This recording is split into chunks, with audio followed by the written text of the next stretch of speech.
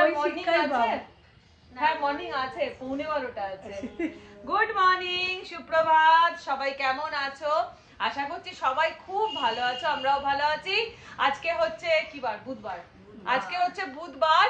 মেয়েরা তো birthday celebration হলো, মেয়েরা তারপরে সব যে যার ব্যাক করে চলে গেল।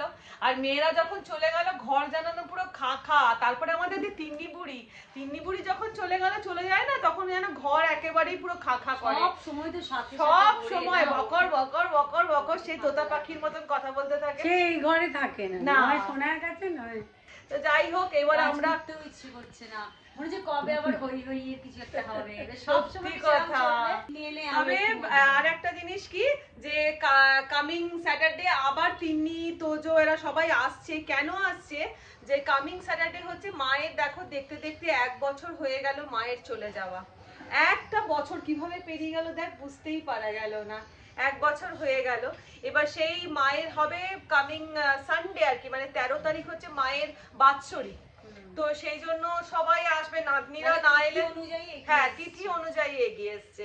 আর নাতনিরা না এলে তো মায়ের মানে মনের থেকে শান্তি পাবে না, মা যেখানেই থাকুক না কেন। তো সেই জন্য নাতনিরা সবাই আসছে। তো যাই হোক, এখন আমাদের 3 বুড়িতে বসে এই সব বুড়ি নয়, বুড়ি তোমরাই বল, আমরা বুড়ি, আমরা বুড়ি হতে পারবো না। 80 বছর হয়ে গেলেও বলবো আমরা বুড়ি হই। তো যাই হোক, এবারে 3 জনে জলখাবার খেয়ে যেরকম তোমাদেরকে বলি আমরা গল্প করি, এই যে 3 জনে বসে বসে এতক্ষণ গল্প করছিলাম। চাঁদ পুজো হয়ে গেছে, ফেলে রেখে নয়, চাঁদ পুজো কমপ্লিট করে জলখাবার খেয়ে গল্প করছিলাম। এবারে যাব রান্নায় হাত দিতে। আচ্ছা, আমরা বুড়ি কেন হব? মা কোনোদিন বুড়ি বলতো?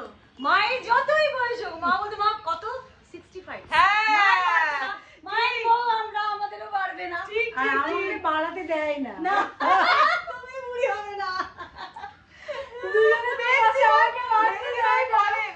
বলে যে আমার বয়স হয়েছে, কিছু করো একদম বলবে না বয়স হয়েছে। আর আমাদের শাশুড়ি মাও বলতো না, মাকে যখনই জিজ্ঞাসা করো তো মা তোমার কত বয়স হয়েছে, মানে কি চলে যাওয়ার 7 দিন আগের কথাও বলছি, মাকে যখনই জিজ্ঞাসা করা হয় তখন 75, কোনদিন বয়স বলতো না। না 65 বলতো, আগে 65 বলতো। আগে আমাদের দিকে তাকাতো। ডাক্তারের কাছে গিয়ে দিদি নিয়ে গেছে, দিদিকে ডাক্তারবাবু জিজ্ঞাসা করছে বয়স কত, তখন মা বলল 65 বলে দিদিকে দেখছে। এই মা সেই শাশুড়িরই তো আমরা বউ, তো আমরা একদম আইডিয়াল বউ একদম। যাই হোক চলো এবারে বসে জল, হ্যাঁ মায়ের ছিল যেখানে বসতে জলের বোতল, ভ্যানিটি ব্যাগ আর জলের বোতল, ওইটা এখন ভ্যানিটি ব্যাগটা নিয়ে দুদিন মা যেখানে যেত না কাঁধে একটা ভ্যানিটি ব্যাগ, মানে মা তো ফার্স্ট ফ্লোরে থাকতো, মানে এবার রাত্রে শুতে যেত। তো এবার মা যখন ফার্স্ট ফ্লোর থেকে আমাদের ফ্লোরে সেকেন্ড ফ্লোরে আসতো, মা তখনও কিন্তু কাঁধে ব্যাগ নিয়ে আসতো। মা এক পায়ে বলে কাঁধে ব্যাগ নিত। সেটা এখন মেজদি ভাই স্টার্ট করবে, এইটা করেছি। চলো এবার রান্নায় হাত দি। চলো তুই কি রান্না করছিস? আমি মাছ দিয়ে আলু পটল দিয়ে তরকারি। হ্যাঁ, আরে কি বলে জানো, মাছ দিয়ে আলু পটলটা ভালো লাগে দেখবি। হ্যাঁ, আরে কি বলে জানো, মাছের তেল দিয়ে তরকারি। বুড়ো মানুষের অর্ডারে, বুড়োদের রান্না। আর আপনি তো তাই আমার দেখে ও বললো যে আমি করছিলাম, বললো তোমার থেকে আমি ওকে জিজ্ঞেস করলাম, হ্যাঁ ওটা করো, আমি বলে দিল রিচ করে করবে। আমিও তাই আলু পটল ডালনা। টুকলি করেছিস? আমি টুকলি করছিলাম, তারপরে আমার বর টুকলি পছন্দ হয়েছে। তোমার কি রান্না বান্না শুরু করে দিয়েছো? হ্যাঁ হয়ে গেছে, প্রায় অর্ধেক হয়ে গেছে। হ্যাঁ, পটল আলু মায়ের মতন কেটে রাখা, মাছ এরকম শক্ত হয়ে, কিন্তু আমরা তো তোকারি, হ্যাঁ আমরা তো তুই তো বিশ্বাস করবি, হ্যাঁ নিজে আমাদের নেমন্তন্ন করে না করবো একদম করবো। আসলে মুখার্জি বাবু নিয়ে এসেছে একখানা বড় সাইজের ইলিশ। বড় সাইজ না, ওই মোটামুটি বড়, মোটামুটি অনেকটাই বড়। ওই 1 কিলো 50 মতন, বড় সাইজ বলে লোকে হাসবে, ওর 1 কিলো 50টা বড় নয়, 1.5-2 কিলো। হ্যাঁ সাধারণ মানুষ আমাদের কাছে বড় এটাই। তো সেই ইলিশ মাছ নিয়ে এসছে। তো আজকে একটুখানি অনেকদিন ধরে ইচ্ছে ছিল আমার ইলিশ মাছের যে মাথা, সেটাকে তো মোটামুটি আমরা তেল ভাজা বা চচ্চড়ি করেই খাই। তো আজকে আমি বলেছিলাম এদের দুজনকে, তোমাদেরকে আজকে আমি ইলিশ মাছের মাথার ভর্তা বানিয়ে খাওয়াবো। আমরা খাবো, আমরা বসে আছি। দেখো আমাদেরকে বলে দিয়েছে মাথার ভর্তা খাবে, ইলিশ মাছ দিয়েছে, জিজ্ঞেস করছি তোরা কি রান্না করবি, কি বলতো। তো এই ভর্তা করব এখন, আর ইলিশ মাছের ঝাল নরমাল ঝালটাই ভালো। কিসমিস কি করছে? কিসমিস কিসমিস কি করছে? ও এইখানে কিসমিস, এইটা কিসমিস, তো এই তো ছোট্ট ছোট্ট কিসমিস। আর তুই যে একদম 7 সমুদ্র চালিয়ে দিয়েছিস 90s। হ্যাঁ গান শুনতে শুনতে কাজ করতে দিবি, এনার্জি পাওয়া যায় সেটা। না ভাই আমি চলি। এখানে রনিয়া বসে আছে, রনিয়া। আচ্ছা এখন আমার দেখো ঘরের এখন ওই হলের পোর্শনটা চলছে রং হওয়া। এই যে এখন হলের পরিস্থিতি হচ্ছে এইরকম, পান্তুয়া যাস না এইরকম। আর ওইদিকে টেরেসে আমাদের গাছের যিনি দাদা, অনেক টেরেসে কাজ করছে। মিশো থেকে নিয়ে এসেছি এই যে সিলিকন যে বাটি মতন হয়, এগুলো নিয়ে এসেছি ঘরে ছোট ছোট ইনডোর প্ল্যান্ট লাগাবো বলে। দেখি চলো তোমাদের সামনেই আনবক্সিং করি।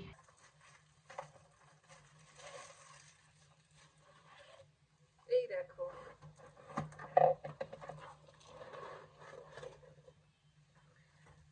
এইরকম টবগুলো, ছোট্ট ছোট্ট টবগুলো, কি সুন্দর কালারফুল, পিঙ্ক কালার, গ্রিন, তারপরে বেজ স্কাই, আর এটা হচ্ছে ওই অ্যাশ কালার, আর একটা ব্ল্যাক, এইরকম। এই যে এতগুলো রয়েছে টব, আর তার সাথে দেখো তলায় কি সুন্দর একটা করে ছোট ছোট ম্যাচিং প্লেট দিয়েছে। জলটা যখন দেওয়া হয়, জলটা তো তলা থেকে পড়ে যায়, তখন তো একটা করে প্লেট রাখতেই হয়, কিন্তু এটা দেখো পড়বে না, এরকম একটা করে করে প্লেট রয়েছে। এই যে এইভাবে থাকবে। চলো এবারে এগুলোকে আমি এখন দেব আমাদের গাছে যে দাদা আছেন, সেই দাদাকে দেব, বলবো আমাকে এর মধ্যে সব ছোট ছোট ইনডোর প্ল্যান্ট গুলো বসিয়ে দেওয়ার জন্য। চলো 1 কিলো সাইজের একটা ইলিশ মাছ নিয়ে এসেছে। তো এই ইলিশ মাছটাকে এখন কাটবো, কেটে রান্না বান্না করব। আমরা তো সাধারণত ইলিশ মাছের মাথা দিয়ে ভাজা খাই, চচ্চড়ি খাই, এইসব খাই, বা কচু শাক খাই, কিন্তু এটা ভর্তা বানাবো কিন্তু ইলিশ মাছের মাথা দিয়ে। প্রথমে ঝটপট করে আগে ইলিশ মাছটা কেটে নিই।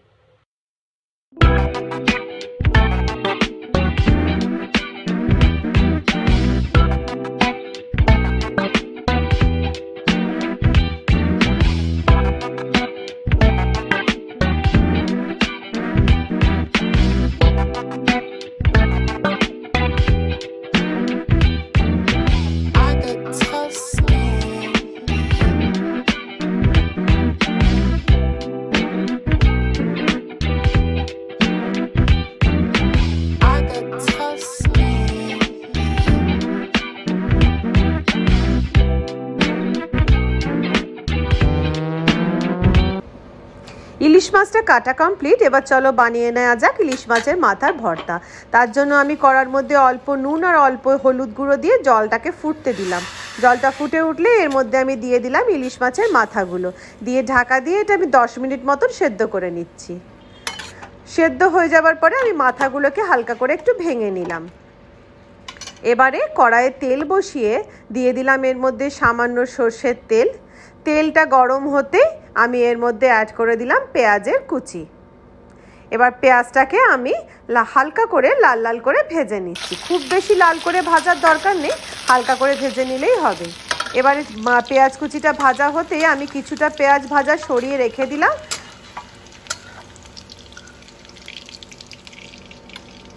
আর বাকি পেঁয়াজ ভাজাটা আমি মিক্সার গ্রাইন্ডারের মধ্যে নিয়ে নিচ্ছি।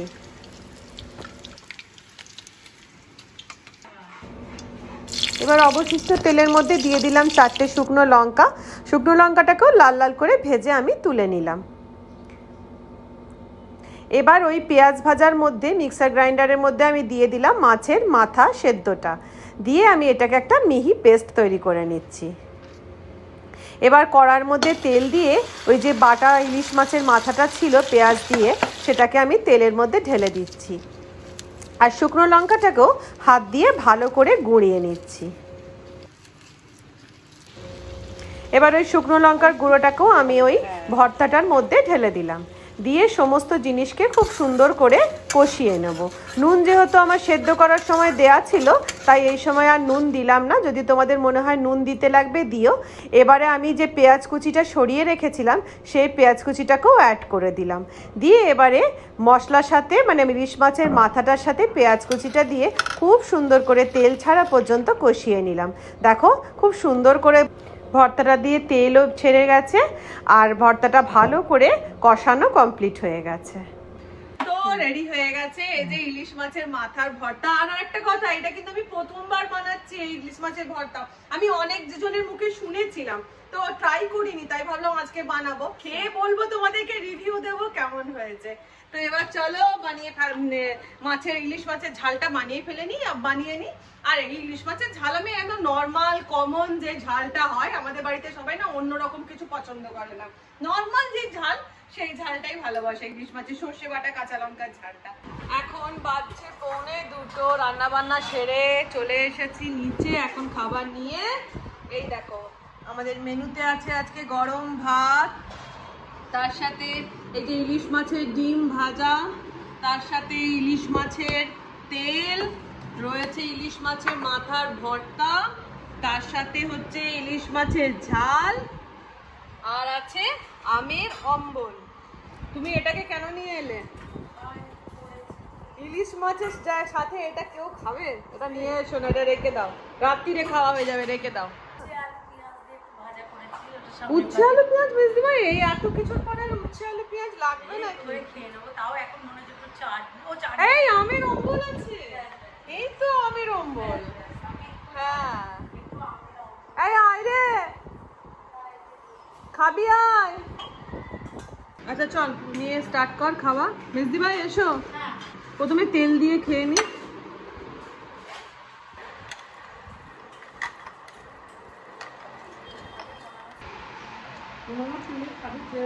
তেলের সঙ্গে একটা কাঁচা লঙ্কা কামড় দেবো না, খেতে হবে না, একটা কাঁচা লঙ্কা তেলের সাথে কামড় না দিলে জমে না। এবার খাবো হচ্ছে ভর্তা, জানি না এটা প্রথমবার তো খাবো, দেখা যাক। এই কেমন লাগছে রে ভর্তাটা? ভালো লাগছে?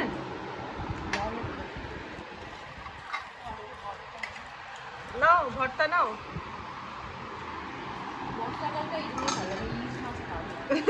বর্ষাকাল এই জন্য ভালো লাগে, ইলিশ মাছের জন্য।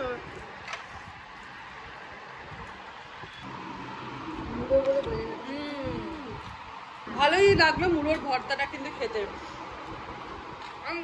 একদম নতুনত্ব একটা জিনিস আর কি, ট্রাই করলাম।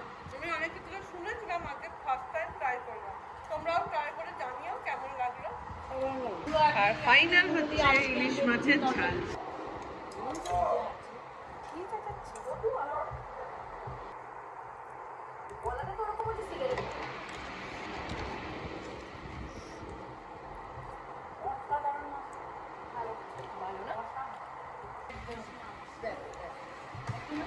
ইলিশ মাছের ঝালটা সবাই বলছে অসাধারণ হয়েছে,